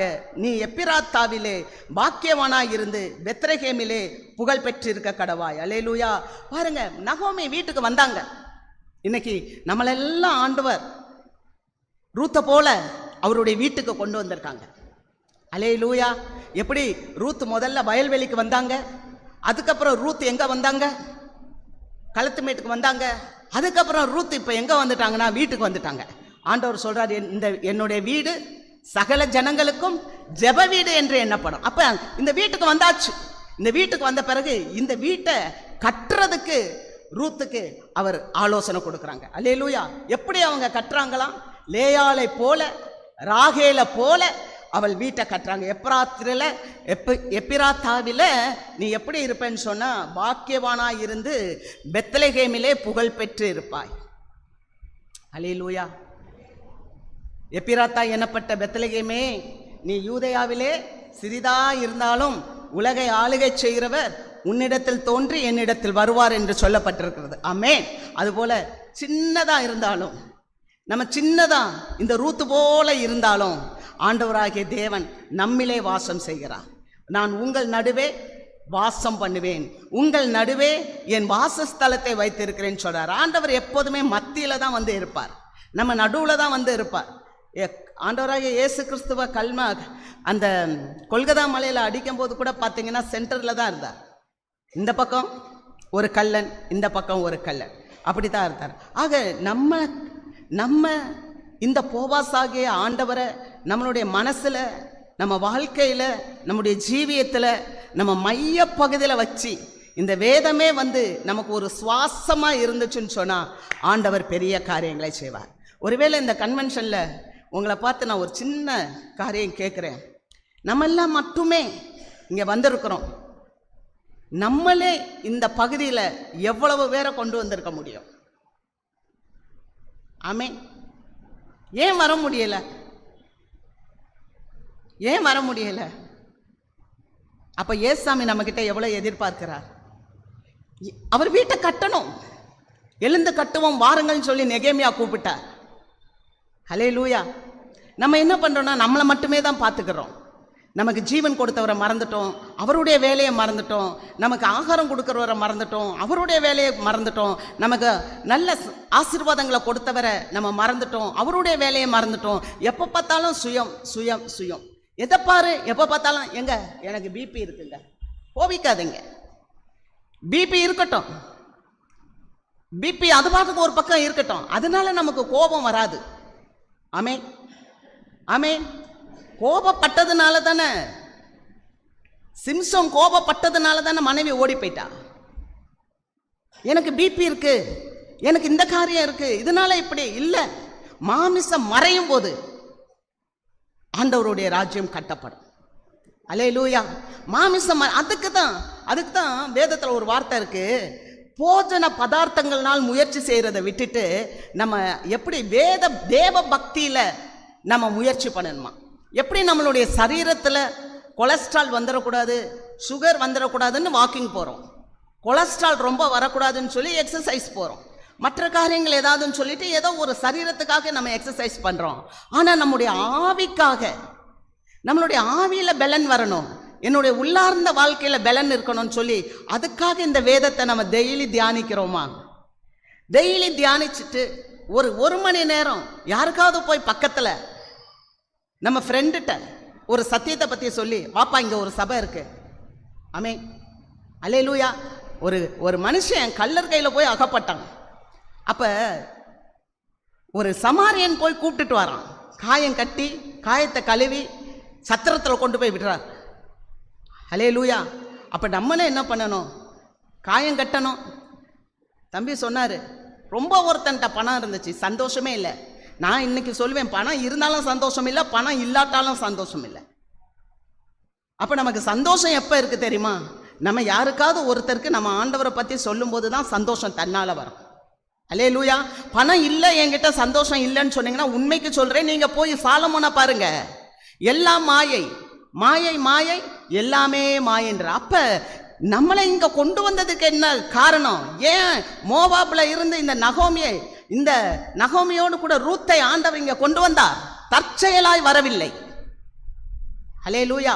தற்செயலாய் வரவில்லை. முதல் நாள்ல பார்த்தோம், அவ தற்செயலா வரல, தேவனுடைய திட்டத்தின்படி வந்தாள். காரணம் என்னன்னா, இஸ்ரவேலின் வீட்டை கட்டுவதற்காக அவள் லேயாளை போலவும் ராகேலை போலவும் தேவன் அவளை கொண்டு வந்தார். அதுபோலதான் நம்ம இந்த இடத்துல வந்திருக்கோம்னா தற்செயலாய் வரவில்லை.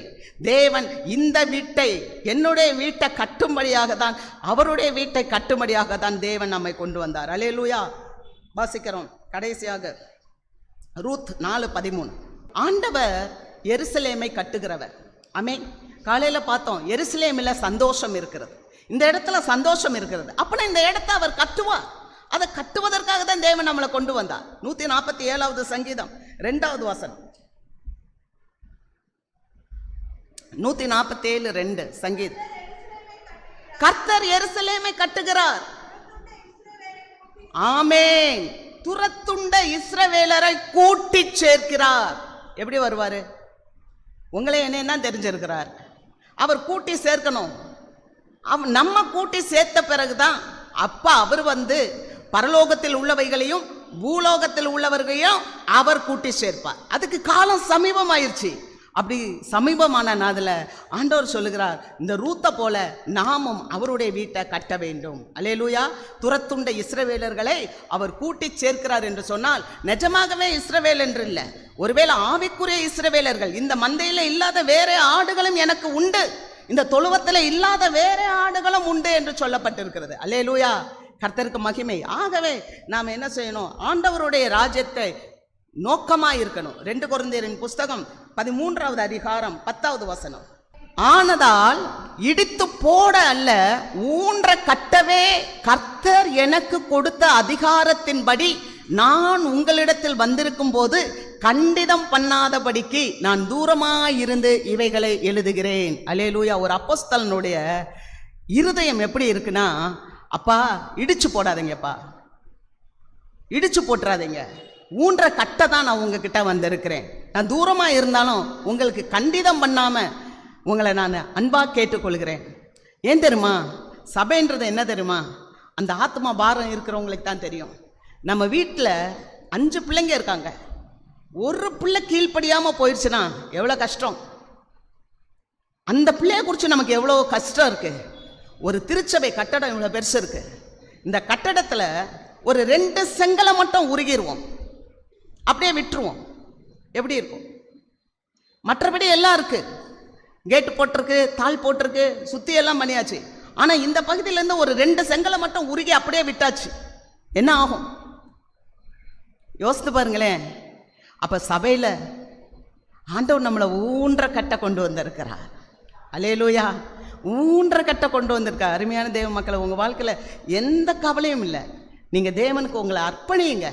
ஒரு பிரதிஷ்டை உள்ள ஒரு வாழ்க்கையை நீங்கள் கொடுங்க. நான் என்னை அர்ப்பணிக்கிறேன். கொடுக்கப்பட்டது ஒரே ஒரு வாழ்க்கை, ஒரே ஒரு ஜீவன். அதை ஆண்டவர் என்ன நம்பி கொடுத்திருக்கிறாரு. ஒன்றுமே இல்லாத ஒரு விதவை பெண், ஒரு ஏழை மகள், ஒரு பெண்ணோட, ஒரு மாமியாரோட அந்த இஸ்ரவேலை அவள் கட்டுகிறாள் என்றால் நான் ஏன் செய்ய முடியாது? ஆமென். எனக்கு அந்த உத்தரவாதம் இருக்கிறது. அதனால தான் பவுல் சொல்றார் எபேசியருக்கு 2வது அதிகாரம் 22வது வசனம், அவர் மேல் நீங்களும் ஆவியினாலே தேவனுடைய வாசஸ்தலமாக கூட்டி கட்டப்பட்டு வருகிறீர்கள். எவர் மேல்? இயேசு கிறிஸ்துவின் மேல் நீங்களும் நானும் வாசஸ்தலமா கூட்டி கட்டப்பட்டிருக்கோம். ரொம்ப நேரம் நமக்கே தெரிய மாட்டேங்குது நாம யாருன்னு. நிறைய நேரம் நம்ம சொல்றோம், ஐயோ நான் தனிமையா இருக்கேன். we are not alone. ஆண்டவர் நம்மோடு கூட இருக்கிறார். ஆமென். அல்லேலூயா. அல்லேலூயா. we are very precious in sight of God. நம்ம தேவனுக்கு முன்பாக விலையேறப்பட்டவர்கள். நமக்கு தெரிய மாட்டேனுது. நாம அவர் மேல பரிசுத்த ஆவியினாலே தேவனுடைய வாசஸ்தலமாக கூட்டி கட்டப்பட்டு வருகிறோம். அப்ப ஆண்டவர் நம்ம மேல அவர் கிருபை வைத்திருக்கிறார். அவருடைய வாசஸ்தலத்தை அவர் நம்ம மேல வச்சிருக்கிறார். ஆமென். ஆகவேதான் ரூத்தை விவாகம் பண்ணினார். அவள் மனைவியானால், மனைவி ஆகும் போது ரூத் போவாசனத்தில் பிரவேசித்தாள். பிரவேசித்த போது ஒரு ஆண் பிள்ளையை அவள் பெற்றெடுத்த தேவன் அனுக்கிரகம் பண்ணினார். அல்லேலூயா. போவாஸ் ரூத்தை விவாகம் பண்ணினான். அவள் அவனுக்கு மனைவியானால். அவன் அவளிடத்தில் பிரவேசித்த போது அவள் கற்பந்தரித்து ஒரு ஆண் பிள்ளையை பெற கர்த்தர் அனுக்கிரகம் பண்ணினார். இன்னைக்கு நம்ம ஆண்டவர்கிட்ட வந்திருக்கிறோம். ஆண்டவர் தான் நம்முடைய மணவாளன். நாம் சபையார் எல்லாருமே மணவாட்டி. நம்ம திருமணமாகி ஒரு 4 வருஷம் ஆயிடுச்சுன்னா, ஒரு 5 வருஷம் ஆயிடுச்சுன்னா, எனக்கு குழந்தையே இல்லை வந்து சொல்கிறாங்க, எப்படியாவது எனக்கு ஒரு குழந்தை பாக்கியம் வேண்டும். நிறைய பேர் என்கிட்ட 13 வருஷம் குழந்தை பாக்கியம் இல்லைன்னு சொல்லி வந்து கேட்டவங்களாம் இருக்கிறாங்க. குழந்தை பிறந்துருச்சு. 5 வருஷம் குழந்தை இல்லாமல் இருந்துச்சு, வந்தாங்க, குழந்தை கேட்டாங்க, பெற்றுச்சு. ஆனால் குழந்தையெல்லாம் இப்போ எப்படி தெரியுமா, வளர்ந்து பெரிய பிள்ளைகளாகி அதுக்கு நல்லா நடக்குது, ஓடுது. ஆனால் அழைக்கப்பட்டவங்க அப்படியே தான் உட்காந்துருக்காங்க. ரொம்ப பாரத்தோடு சொல்கிறேன், வேதனையோடு சொல்கிறேன். நம்ம மட்டும் திருமணமானால் ஒரே வருஷத்தில் ஒரு பிள்ளையை நம்ம பெற்றெடுக்கணும்னு நினைக்கிறோம். அப்படி பெற்றெடுக்காட்டினா ஏதோ ஒன்றை சமுதாயம் சொல்லுதுன்னு நினைக்கிறோம். அப்போ நம்ம ஆண்டவருக்குள்ளே வந்துட்டு ஒரு வருஷத்துக்கு ஒரு 2 பேரையாவது நான் ஆத்ம ஆதாயம் பண்ணலைன்னு சொன்னால் என்னைய குறித்து எப்படி பேசுவாங்க? சிந்திப்போம். அல்லேலூயா. ஆண்டவர் நம்மோடு பேசிக்கொண்டு இருக்கிறார். எதை நம்ம சாதிக்க போகிறோம்? எதை நம்ம கட்ட போகிறோம்?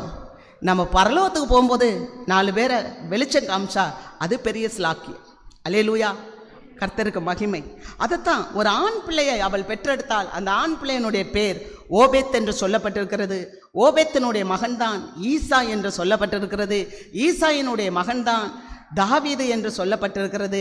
தாவீதனுடைய வம்சத்தில் தான் ஆண்டவராகிய இயேசு கிறிஸ்து வந்தார். ஒரு சபிக்கப்பட்ட பெண்ணாக இந்த ரூத், ஒரு சபிக்கப்பட்ட தேசத்தில், மோவாபிய தேசத்தில் ஒரு விக்கிரக வழிபாட்டில் இருந்த அவள் ஆண்டவராகிய இயேசு கிறிஸ்துவனுடைய ஜனன பட்டியலில், பிறப்பின் பட்டியலில் முதல் பகுதியில், மத்தேயு புஸ்தகம் முதல் பகுதியில் முதல் இதிலேயே அவளுடைய பேர் அங்கே வந்துவிட்டது. அல்லேலூயா, அல்லேலூயா. அருமையான தேவ மக்களே, இன்றைக்கு ஆண்டவர் உங்களையும் என்னையும் அழைத்திருக்கிறார். ஒரு ரூத்தை போல நம்ம அழைத்திருக்கிறார். எத்தனை பேர் விசுவாசிக்கிறீங்க? ஆமென். அல்லேலூயா. விசுவாசிக்கிறவங்க அப்படியே நம்ம எழுந்திருப்போமா? நம்ம விசுவாசிக்கிறவங்க எழுந்திருப்போம். அந்த ரொம்ப நம்ம எக்ஸைட்மெண்ட்டாக போக வேண்டாம், கொஞ்சம் ஆழமாக கருத்தை மட்டும் பார்ப்போம். போவாஸுக்கு அப்படியே அவன் மனைவி ஆயிட்டா, எல்லாம் எனக்கு தான், அது 2வது, எல்லாம் நமக்கு தான், நிறகுடம் தழும்பாது.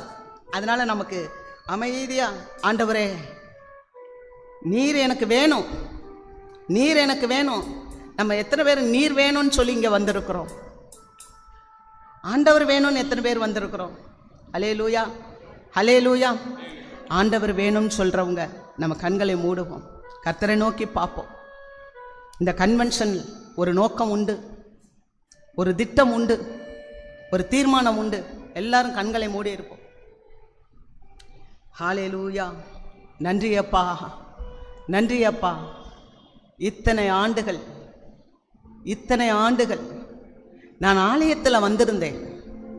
நான் தூண் போல இருக்கிறது போல இருந்தேன். ஆனால் நிச்சயமாக ஆண்டவரே, என்னால் எத்தனை பேர் வழிநடத்தப்பட்டார்கள். நான் உண்மையாகவே போவாஸ் உம்மை நான் பெற்றுக்கொண்டேனா ஆண்டவரே? நான் உம்மை பெற்றுக்கொண்டால் அந்த ஊரில் ஒரு பெரிய மகிழ்ச்சி. அந்த ஊராரெல்லாம் வந்து சொன்னாங்க, நகோமியினுடைய வீடு கட்டப்படும், இந்த வீடு கட்டப்படும் என்று சொன்னாங்க. நகோமியோடைய கசப்பெல்லாம் மாறிச்சு.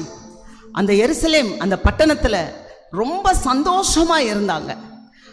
ஆண்டவரே, அந்த போவாசை திருமணம் பண்ணினதுனால ஒரு சந்தோஷம், அந்த மகிழ்ச்சி, அந்த நிறைவான மகிழ்ச்சி என் வாழ்க்கையில் வேணும் ஆண்டவரே. அந்த நிறைவான மகிழ்ச்சி என்னுடைய வாழ்க்கையில் வேண்டும் ஆண்டவரே. நான் எதையோ தேடுறேன், யாரையோ போய் பார்க்குறேன், எப்படியாவது என் வாழ்க்கையில் என்னுடைய தரத்தை உயர்த்தி விடணும்னு சொல்லி எத்தனையோ மாம்சமான காரியங்களை சிந்திக்கிறேன். ஆனால் இன்றைக்கு ஆண்டவரே, அப்பா, என் மாம்சத்தை நான் எடுத்து போடுகிறேன், என் மாம்சம் மறையட்டும் ஆண்டவரே. உங்களுக்கு வழியை திறக்கிறேன் அப்பா, உங்களுக்கு நான் வழியை திறக்கிறேன் அப்பா. நம்ம ஒப்பு கொடுப்போமா? முழுமையா நம்ம ஒப்பு கொடுப்போமா? முழுமையா. ஆண்டவர் சொன்னார் இல்லையா, நானே வாசல், ஒருவன் எனக்குள் பிரவேசித்தால் அவன் உள்ளும் புறமும் சென்று நல்ல மேய்ச்சலை கண்டடைவான். அவர்தான் வாசல், அவர்தான் நமக்கு. நம்ம அர்ப்பணிப்போமா? ஒப்பு கொடுப்போமா? கொஞ்ச நேரமா. அப்பா ஸ்தோத்திரம் அப்பா, நினையாத வேலையில் வருவீங்கப்பா, கடந்த நாட்கள்ல வயநாடு பார்த்தோம். முத நாள் நல்லா இருந்துச்சு, மறுநாள் காலையில கிராமங்களே காணா போயிடுச்சு. உடைய வருகை எப்படி இருக்கும்? அது திருடனை போல இருக்கிறதப்பா. நீங்க எப்ப வருவீங்க, என்ன செய்வீங்க தெரியாது. நாங்க ஆயத்தமா இருக்கணும், சிலரை ஆயத்தப்படுத்தணும். அந்த கிருபை எங்களுக்கு தாங்கப்பா. எப்படி ஆண்டவரே, இந்த ரூத் ஒரு சாட்சியாக அந்த போவாசனுடைய பட்டியல்ல, இயேசு கிறிஸ்துனுடைய பட்டியல்ல வந்தது போல நாங்களும் ஆண்டவரே உங்க ஜீவ புஸ்தகத்தில் பேர் எழுதப்பட்டவர்களாக இருக்க கிருபை செய்யுங்கப்பா. ஹல்லேலூயா, ஹல்லேலூயா. ஸ்தோத்திரம், ஸ்தோத்திரம் அப்பா, ஸ்தோத்திரம் ஆண்டவரே. நிறைய நேரத்தில் சொல்றோம், நான் ஜெபிக்கிறேன், என் ஜெபம் கேட்கப்படுது, நான் ஒருத்தருக்கு போய் செய்கிறேன், அங்கே எல்லா பிசாசுகள்லாம் ஓடுது, நான் இன்னொரு இடத்துக்கு போகிறேன், அங்கெல்லாம் அற்புதம் நடக்குது. ஆனால் ஆண்டவர் சொல்லுவார், அக்கிரம செய்கைக்காரரே, உங்களை நான் அறியேன். பிதாவினுடைய சித்தத்தின்படி செய்கிறவன் எவனோ அவனே பரலோக ராஜ்யத்தில் இடம்பெறுவானே, அல்லாமல் என்னை நோக்கி கர்த்தாவே கர்த்தாவே என்று கூப்பிடுகிறதுனால் பயனில்லை என்று சொன்னார். நம்ம தாழ்த்துவோம், நம்மளை அப்படியே தாழ்த்துவோம். மாமிசம் மறையட்டும், மாம்சம் மறையட்டும். நம்முடைய பாவங்கள், நம்மளுடைய குற்றங்களை எல்லாம் அறிக்கை செய்வோம். நம்ம அறிக்கை செய்வோம். கர்த்தராகிய இயேசு கிறிஸ்துவினுடைய இரத்தம் சகல பாவங்களையும் நீக்கி நம்மை சுத்திகரிக்கிறது என்று பார்க்கிறோம். நாம் பாவங்களை அறிக்கை செய்வோம். நம்முடைய வாயை திறந்து, ஆண்டவரே என்னை ஒப்பு கொடுக்கிறேன் சுவாமி, என்னை ஒப்பு கொடுக்கிறேன் சுவாமி, உம்முடைய சீயோனுக்கு நேராக என்னை நான் அர்ப்பணிக்கிறேன் ஆண்டவரே. அந்த சீயோனின் ஆசீர்வாதம் எனக்கு வேண்டும் ஆண்டவரே. அந்த சீயோனுடைய மகிழ்ச்சி எனக்கு வேண்டும் ஆண்டவரே. நித்திய மகிழ்ச்சி உங்கள் சிரசின் மேல் இருக்கும், சஞ்சலமும் தவிப்பும் ஓடி போகும் என்று சொன்னீங்கப்பா. இந்த மாலை வேளையில் ஆண்டவரே, எல்லா சஞ்சலங்கள், எல்லா தவிப்புகள் நீங்கி போகட்டும். இந்த இடத்துல வந்து அர்ப்பணித்திருக்க ஒவ்வொரு சகோதரருக்காய், சகோதரிகளுக்காய், சிறு பிள்ளைகளுக்காய் ஆண்டவரே நாங்கள் செபிக்கிறோம். ஆண்டவரே, உம்முடைய பாதத்தில் எங்களை அர்ப்பணிக்கிறோம். சியோனுக்கு உரியவர்களாய் எங்களை மாற்றும். உம்முடைய மகிழ்ச்சியினால் எங்களை இடை கட்டும் ஆண்டவரே.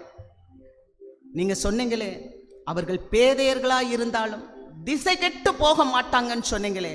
இந்த இடத்துல வந்திருக்கிற நாங்கள் எல்லாரும் சுவாமி, நாங்கள் எல்லாரும் சுவாமி, திசை கட்டு போகாதபடிக்கு ஆண்டவரே அப்பா, சியோனுக்கு வருகிற அந்த வாஞ்சையில அதற்குள்ள வர கிருபை செய்யுங்கப்பா.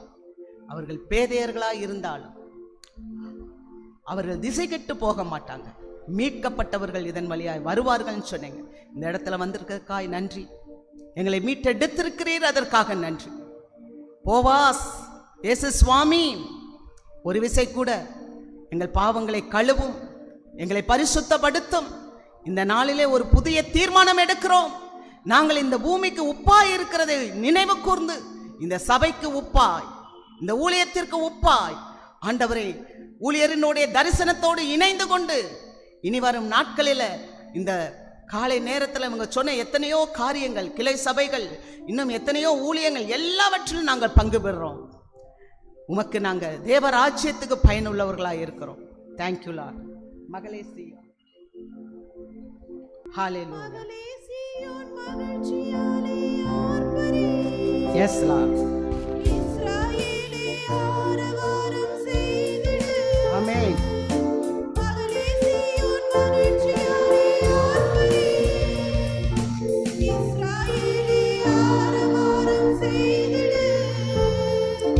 முழு உள்ளத்தோடு அக மகிழ்ந்து களிகூறு, கம்பீரித்து பாடி பாடி மகிழ்ந்திடு. முழு உள்ளத்தோடு அக மகிழ்ந்து களிகூறு, கம்பீரித்து பாடி பாடி மகிழ்ந்திடு. அக மகிழ்ந்து களிகூறு, ஆரவாரம் செய்திடு. அக மகிழ்ந்து களிகூறு, ஆரவாரம் செய்திடு. ஹல்லேலூயா, அப்படியே நாம் அகமகிழ்வோம். நம்முடைய உள்ளத்துக்கு தெரியும் நம்முடைய பாவங்கள் மன்னிக்கப்பட்டது, நம்முடைய மீறுதல்கள் மன்னிக்கப்பட்டது என்று சொல்லப்பட்டிருக்கிறது. அது மாத்திரமல்ல, எரேமியா புஸ்தகத்தில் 50வது அதிகாரம் 20வது வசனத்தை வாசிக்கும் போது பாவத்தை தேடினாலும் கிடைக்காதான். யூதயாவின் பாவத்தை, இஸ்ரவேலின் பாவத்தை தேடினாலும் கிடைக்காதான். கர்த்தர் இன்றைக்கு நம்மளை ஒரு புது படைப்பாய் மாற்றி இருக்கிறார். நகோமியை எப்படி அந்த போவாஸ் மீட்டு கொண்டாரோ அது மாதிரி நம்மையும் கூட நியாயப்பிரமாணத்தில் இருந்த மாம்சத்தில் இருந்த மரித்து நம்ம இப்ப புதிய ஜீவனுக்குள்ளாக போவாஸ்குள்ளாக நாம் புதுப்பிக்கப்பட்டு இருக்கிறோம். போவாஸ் ஆகிய ஆண்டவருக்கு நாம் மனவாட்டியாய் மாறி இருக்கிறோம். அகமகிழ்ந்து களி கூறுவோம். கர்த்தர் பெரிய காரியங்களை செய்வார். ஆண்டவரே, உமக்கு நன்றி செலுத்துகிறோம். வந்திருக்க எல்லாருக்காக நான் நன்றி செலுத்துகிறேன் சுவாமி. ஒவ்வொருவர் குடும்பத்திலையும் ஆண்டவரே உம்முடைய பிரசன்னம் இறங்கட்டும், அற்புதங்கள் நடக்கட்டும், அதிசயங்களை காண செய்யும். எல்லா குறைவுகள் ஆண்டவரே நிறைவாகட்டும் அப்பா. இந்த நல்ல நாளில் இந்த ஊழியத்துக்காக நாங்கள் ஜெபிக்கிறோம். இந்த ஈசியனுடைய பேராயத்துக்காக ஜெபிக்கிறோம். இந்த லீதியாளுடைய ஜெபக்குழுக்காக நாங்கள் ஜெபிக்கிறோம். மற்றும் இங்கே வந்திருக்கிற ஒவ்வொரு சகோதர சகோதரிகளுக்காக ஜெபிக்கிறோம். இந்த சபையை நடத்துகிற ஆயருக்காக நாங்கள் ஜெபிக்கிறோம். அவருடைய குடும்பத்துக்காக நாங்கள் ஜெபிக்கிறோம். அவருடைய சரீரத்துக்காக, சுகத்துக்காக நாங்கள் ஜெபிக்கிறோம். அதே போல ஆண்டவரே அப்பா, இன்னும் ஆண்டவரே இந்த பேராயத்தை சேர்ந்தவர்கள், இன்னும் உடன் ஊழியர்கள், கிளை சபையில் இருக்க எல்லாருக்காக நாங்கள் ஜெபிக்கிறோம். இதை நடத்தி ஆண்டவரே சக்சஸாய் முடிக்க தேவன் பாராட்டின எல்லா கிருபைக்காக உங்களுக்கு நன்றி செலுத்துகிறோம். ஆண்டவரே கொயரட்டிவுக்காக ஸ்தோத்திரம். இன்னும் பெரிய காரியங்களை கர்த்தர் செய்யுங்க. இந்த சபையில ஆண்டவரே வாலிப பிள்ளைகளுக்காக ஸ்தோத்திரம். கர்த்தர் பெரிய காரியங்களை செய்யுங்க. ஆண்டவரே முதியவர்களுக்காக ஸ்தோத்திரம். முதிர் வயதிலும் கனிதந்து புஷ்டியும் பசுமையுமா இருப்பார்கள் என்று சொன்னீர். அப்படியே நீங்க செய்யுங்கப்பா. தொடர்ந்து ஆண்டவரே ஒரு பரலோக மகிழ்ச்சியை காண கிருபை செய்யுங்க. இனி வரும் நாட்களிலே இங்க வருகிற எல்லாரிடத்தில் இருந்த நல்ல செய்திகளை கேட்க தேவன் கிருபை செய்யும்.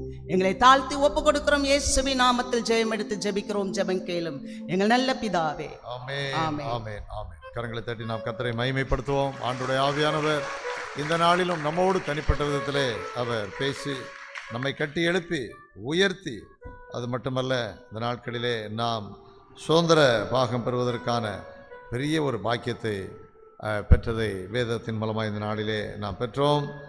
அவருடைய சத்திய வசனத்தினால் ஜனிப்பிக்கப்படும் ஒரு பெரிய பாக்கியத்தை பெற்றோம். நம்ம அவர்களுக்கு ஆண்டவரை துதிப்போம். இந்த நல்ல வேளையிலே நம்மையும் ஆண்டுடைய திருவார்த்தையினால் நாம் பெற்ற ஆசீர்வாதத்திற்காக நன்றி சொல்லியும் படைக்கப்பட்ட காணிக்கைகளுக்காகவும் தோத்திரம் செலுத்தி நம்மத்திலே அருள் திரு துரைபாண்டி அவர்கள் இந்த நிறைவு ஜெபத்தை ஏறெடுக்க அன்பாக கேட்க நம்ம எல்லாரும் இணைந்த ஆண்டவர் நோக்கி நாம் பார்க்கலாம். கிருபையும் இரக்கமும் அன்பு நிறைந்த எங்கள் அன்பின் பரமத்தகப்பனே, இந்த மனமகிழ்ச்சியான இந்த நல்ல மாலை வேளைக்காக நாங்கள் நன்றி செலுத்துகிறோம், ஸ்தோத்திரம் செலுத்துகிறோம் சுவாமி. தேவரீர் பொழுதும் இந்த லீதியாள் கன்வென்ஷன் நடைபெறும்படியாக நீர் கொடுத்த இந்த பெரிய கிருபைகளுக்காக நன்றி செலுத்துகிறோம் சுவாமி. உம்முடைய நாமம் மகிமைப்படும்படியாக இந்த திருச்சபையை தெரிந்து கொண்டு தேவரீர் இன்றைய தினத்திலும் கடந்த நாட்கள் முழுவதும் உடைய ஜீவனுள்ள வார்த்தைகள் பகிர்ந்து கொள்ளும்படியாக சிஸ்டரையும் தெரிந்து கொண்டு உம்முடைய வார்த்தைகளை, ஜீவனுள்ள வார்த்தைகளை பகிர்ந்து கொள்ளும்படியாக தேவரீர் நீர் முன்குறித்து நீர் வழிநடத்தின பெரிய கிருபையின் இரக்கத்திற்காக நன்றி செலுத்துகிறோம் சுவாமி. இதற்காக பிரயாசப்பட்ட திருச்சபை ஆயர் அவர்களுக்காக, ஏரியா சேர்மன் மற்றும் உடன் மூப்பர்கள் யாவருக்காக நன்றி செலுத்துகிறோம் சுவாமி. உடைய நாமத்தை மகிமைப்படுத்தும்படியாக அவர்கள் எடுத்த எல்லா பிரயாசங்களில் நீர் கூடவே இருந்து நீர் அனுகிரகம் பண்ணினதற்காக நன்றி செலுத்துகிறோம் சுவாமி. இந்த ரூத்தின் சரித்திரத்தை குறித்து தியானிக்கும்படியாக நீர் பாராட்டினீரப்பா. இந்த சிஸ்டரின் முன்குறித்து உம்முடைய ஜீவனுள்ள வார்த்தைகளை தியானிக்கும்படியாக, உபதேசிக்கும்படியாக, போதிக்கும்படியாக நீர் முன்குறித்திருந்தீரே, அதற்காக நன்றி செலுத்தணும் சுவாமி. இந்த நாட்கள் நடந்த இந்த வார்த்தைகள் எல்லாவற்றையும் நீர் அங்கீகரிப்பீராக, பரத்திலிருந்து நீர் அங்கீகரிப்பீராக. அந்த ரூத்தினுடைய சரித்திரத்தின் மூலமாக தேவரையே நாங்களும் ஒரு முன்மாதிரியாக தேவரையும் அவருடைய வாழ்க்கையின் மூலமாக, போவாசின் மூலமாகவும் ரூத்தின் மூலமாகவும் தேவரீர் நீர் பாராட்டி நம்முடைய அந்த வல்லையான வார்த்தைகள் மூலமாக தேவரீர் நாங்களும் அதை அனுசரிக்க முடியாத பெரிய கிருபையை கொடுத்தார். ஒரு ஏழ்மையான ஸ்திரியை நீர் தெரிந்து கொண்டீர். போவாஸ் மூலமாக ஒரு ரட்சிப்பை நீர் கொடுத்தீர். அவர்கள் பெத்லேமுக்கு வந்து ஒரு மகிழ்ச்சியாக இருக்க முடியாத பெரிய கிருபையை கொடுத்திருப்பார். அப்படியாக தேவரீர் நாங்களும் உம்மையே சார்ந்து கொண்டு அந்த நித்திய மகிமைக்கு நாங்கள் உடன் பங்காளிகளாக ஆகும்படியாக பெரிய கிருபையை கொடுக்கிறாங்க. செய்தியை பகிர்ந்து சிஸ்டருக்காக ஜெபிக்கிறோம். இன்னும் அநேக இடங்களில் உங்களுடைய வார்த்தைகளை உபதேசிக்கவும் போதிக்கவும் தூய ஆவியானுடைய பலன் அவளோடு குறிந்து நீர் வழிநடத்தும்படியாக கொஞ்சம் அவருடைய குடும்பத்தை ஆசீர்வதியும். அவருடைய எடுக்கிற பிரயாசங்கள் எல்லாவற்றும் தேவரீர் அனுகிரகம் பாராமட்டியாக இருக்கணும்ப்பா. இந்த தினத்திலே வந்து கலந்து கொண்ட நம்முடைய பிள்ளைகள் ஒவ்வொருவரையும் பேர் பேராக நீர் ஆசீர்வதிப்பிறாங்க. தேவனுடைய மகிமையை அவர் வெளிப்படும்படியாக படுத்த அந்த வார்த்தையின் மூலமாக தேவரீர் மகிழ்ச்சியுள்ள ஒரு பெரிய கிருபைகளை ஒவ்வொரு விசுவாசியில் பலப்பட தேவரீர் நீர் வழிநடத்தும்படியாக கெஞ்சம் சொல்லும். படைக்கப்பட்ட காணிக்க ஜெபிக்கிறோம். படைத்த ஒவ்வொரு கரங்களையும் நீர் ஆசீர்வதிப்பார். வானத்தின் பலகு நீர்த்து உங்களை ஆசீர்வதிப்பேன் என்று சொன்ன கர்த்தர் அவ்விதமான ஆசீர்வாதங்களை படைத்த ஒவ்வொரு கரங்களுக்கும் நீர் கொடுக்கும்படியாக கெஞ்சம் ஆசீர்வதியும் பலப்படுத்தும். இந்த திருச்சபை ஆசீர்வதியும். ஐயா விடுக்க எல்லா பிரயாசங்களிலும் தேவனுடைய உங்களுடைய நாம மையப்பட நீர் தாமே கிருபையும் இரக்கம் பாராட்டி தேவரீர் இன்னும் நீர் இந்த திருச்சபையோ இன்னும் வளர்ச்சியின் பாதையிலே நீர் வழிநடத்த வேண்டும் என்று கர்த்தரும் ரட்சகருமாகிய இயேசு கிறிஸ்துவின் வேண்டுகிறோம் அன்புள்ள பிதாவே.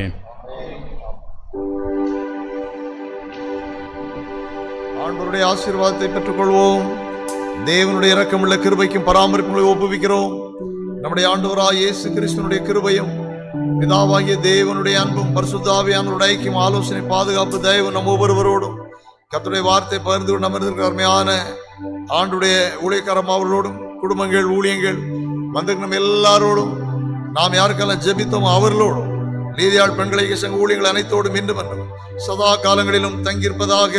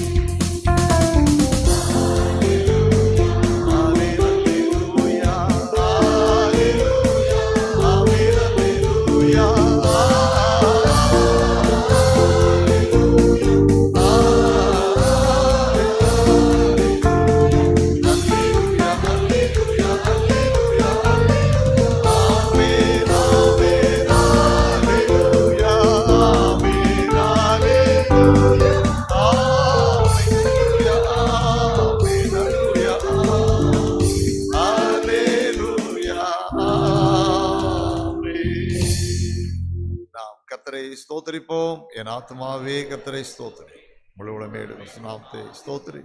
என் ஆத்மாவே கர்த்தரை ஸ்தோத்திரி, அவர் செய்த சகல வாழ் மறவாதே. ஆமென். கர்த்தர் உங்களோடு இருப்பாராக. தேவ சமாதானத்தோட சென்று வாருங்கள்.